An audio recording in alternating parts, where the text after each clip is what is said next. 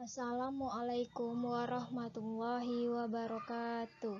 Salam sejahtera untuk kita semua. Dalam kesempatan kali ini, saya akan menyampaikan beberapa materi, yaitu materi yang pertama tentang 4 perangkat keras yang diperlukan dalam mengakses internet. Materi yang kedua tentang perbedaan cracker dan hacker. Materi yang ketiga tentang penjelasan FTP atau File Transfer Protocol. Materi yang keempat tentang jenis jaringan internet berdasarkan jangkauannya.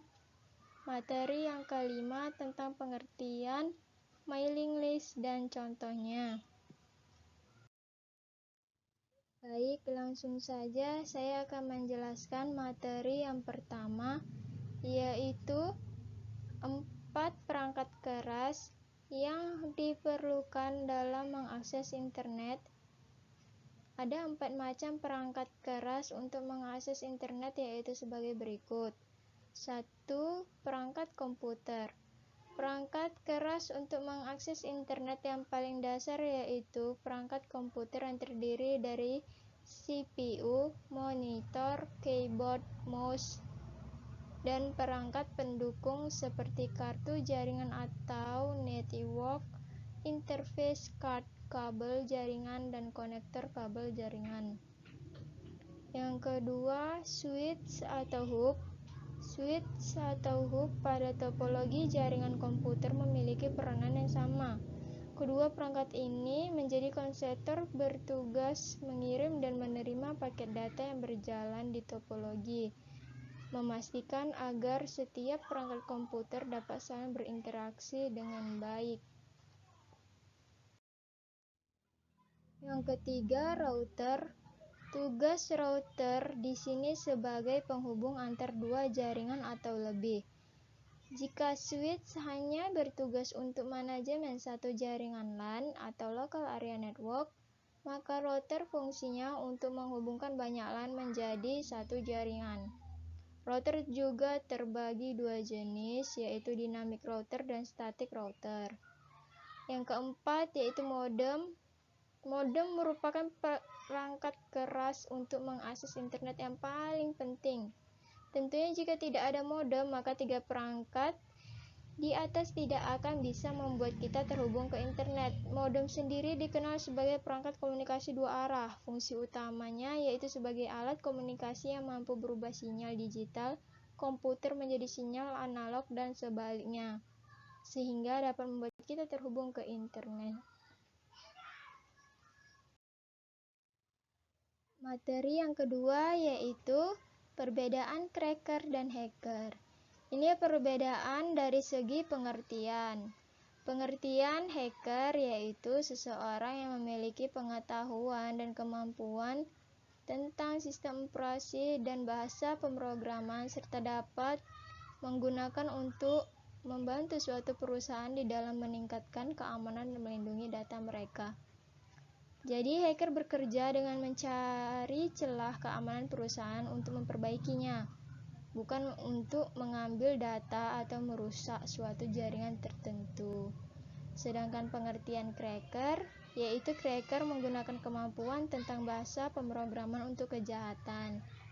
Cracker bisa meretas sistem perangkat orang lain atau suatu perusahaan untuk memperoleh keuntungan secara ilegal, serta mencari celah keamanan untuk merusak jaringan dan bahkan mencuri data. Selain itu, cracker juga memiliki IP address dan perangkat yang sangat sulit untuk dilacak supaya bisa lebih leluasa untuk menyerang. Dari pengertian hacker dan cracker di atas dapat kita simpulkan ada perbedaan hacker dan cracker, yaitu dari segi sifat, hacker hanya masuk ke suatu sistem untuk menemukan bug, kelemahan, dan masalah lainnya di suatu sistem. Sedangkan cracker umumnya bersifat destruktif dan merugikan pihak yang diserang. Setelah memasuki suatu jaringan secara paksa, cracker akan melakukan berbagai tindakan kejahatan. Contohnya seperti mencuri data, memasukkan malware, dan lain-lain. Yang kedua, dari segi tujuan, Hacker melakukan peretasan untuk menemukan bug dan celah keamanan di suatu sistem untuk diperbaiki nantinya. Sedangkan cracker memasuki suatu jaringan untuk mencuri informasi sensitif seperti kata sandi dan informasi kartu kredit korban. Yang ketiga, dari segi cara kerja, hacker melakukan segala sesuatu dengan legal, jadi hacker akan lebih bertanggung jawab akan apa yang dilakukannya. Tidak seperti cracker yang umumnya melakukan pekerjaan ilegal dan berbahaya secara tersembunyi. Yang keempat, dari segi pandangan, hacker memiliki pandangan yang lebih positif dari cracker.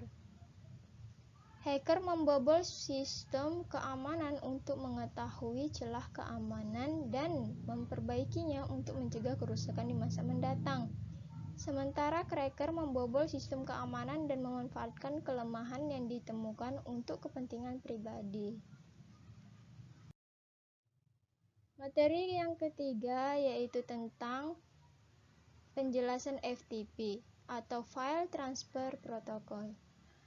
Pengertian FTP yaitu suatu protokol di internet yang dipakai untuk suatu urusan di dalam mengirimkan data dalam suatu jaringan komputer yang meliputi di dalamnya seperti mendownload dan juga upload file yang dilakukan oleh FTP client dan FTP server. Contoh FTP yaitu CyberDuck, FileZilla. Adapun manfaat FTP yaitu satu, FTP menjadi transfer data lebih efisien dan reliable. Yang kedua, bisa melaksanakan pertukaran data dengan lebih cepat karena ukuran data tidak menjadi masalah. Yang ketiga, bisa dilakukan indirect atau implicit remote computer. Yang keempat, pemilik situs atau website bisa melaksanakan backup websitenya dengan mudah dan ringan. Cara kerja FTP yaitu cara kerja dari FTP yaitu FTP bisa dipakai jika user bisa menunjukkan password dan username yang dibutuhkan untuk bisa diautentikasikan dan bisa masuk ke dalam server FTP. User yang sudah terdaftar bisa mengakses seluruh file atau direktori yang ada di dalamnya dan membuat user bisa memindahkan, menyalin, membuat, dan menghapus file yang berada di server. FTP client untuk bisa digunakan harus tersambung atau terkoneksi dengan FTP server. Jika sudah terhubung dengan FTP server, kemudian FTP client bisa memulai melaksanakan pertukaran data yang dilakukan seperti mendownload dan upload file.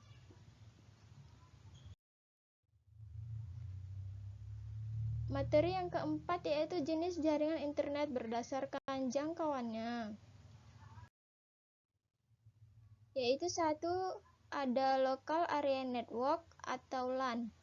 Merupakan jaringan milik pribadi di dalam sebuah gedung atau kampus yang berukuran sampai beberapa kilometer. LAN seringkali digunakan untuk menghubungkan komputer-komputer pribadi dan workstation dalam kantor suatu perusahaan atau pabrik untuk memakai bersama sumber daya atau misalnya printer dan saling bertukar informasi. LAN hanya mampu mencakup wilayah tidak lebih dari 1 km persegi. LAN biasa digunakan dalam satu gedung saja. Yang kedua yaitu Metropolitan Area Network atau MAN. Pada dasarnya merupakan versi LAN yang berukuran lebih besar dan biasanya menggunakan teknologi yang sama dengan LAN. MAN dapat mencakup kantor-kantor perusahaan yang letaknya berdekatan atau juga sebuah kota dan dapat dimanfaatkan untuk keperluan pribadi atau umum. MAN mampu menunjang data dan suara, bahkan dapat berhubungan dengan jaringan televisi kabel. MAN, jaringan ini mampu mencakup wilayah dengan luas sekitar 10-50 km. Jaringan MAN didukung oleh kabel dengan kecepatan transfer data yang tinggi sehingga memungkinkan penerimaan informasi antar komputer berlangsung dengan cepat. Yang ketiga yaitu Wide Area Network atau WAN. adalah jangkauannya mencakup daerah geografis yang luas, seringkali mencakup sebuah negara bahkan benua. WAN terdiri dari kumpulan mesin-mesin yang bertujuan untuk menjalankan program-program atau aplikasi pemakai. WAN adalah jaringan internet paling luas, bahkan mampu mencakup seluruh luas wilayah suatu negara. Yang keempat itu internet. Orang yang terhubung ke jaringan sering berharap untuk bisa berkomunikasi dengan orang lain yang terhubung ke jaringan lainnya. Keinginan seperti ini memerlukan hubungan antar jaringan yang seringkali tidak kompatibel dan berbeda. Biasanya untuk melakukan hal ini diperlukan sebuah mesin yang disebut gateway guna melakukan hubungan dan melaksanakan terjemahan yang diperlukan, baik perangkat keras maupun perangkat lunaknya. Kumpulan jaringan yang terkoneksi inilah yang disebut dengan internet. Materi yang kelima yaitu pengertian tentang mailing list dan contohnya. Pengertian mailing list yaitu sebuah alamat email yang bisa dipakai oleh pengguna internet untuk melakukan suatu kegiatan saling berbagi atau saling menukar berbagai macam informasi. Mailing list digunakan untuk berkomunikasi, yang mana memakai teknologi yang sangat minimalis. Contoh mailing list 1 grup Yahoo yakni dengan alamat groups.yahoo.com. Agar bisa mengikuti mailing list ini memerlukan email Yahoo. Yang kedua, grup Google ialah dengan alamat groups.google.com. Agar bisa mengikuti mailing list pada grup ini memerlukan email Google atau Gmail. Sekian dari penyampaian materi saya. Terima kasih.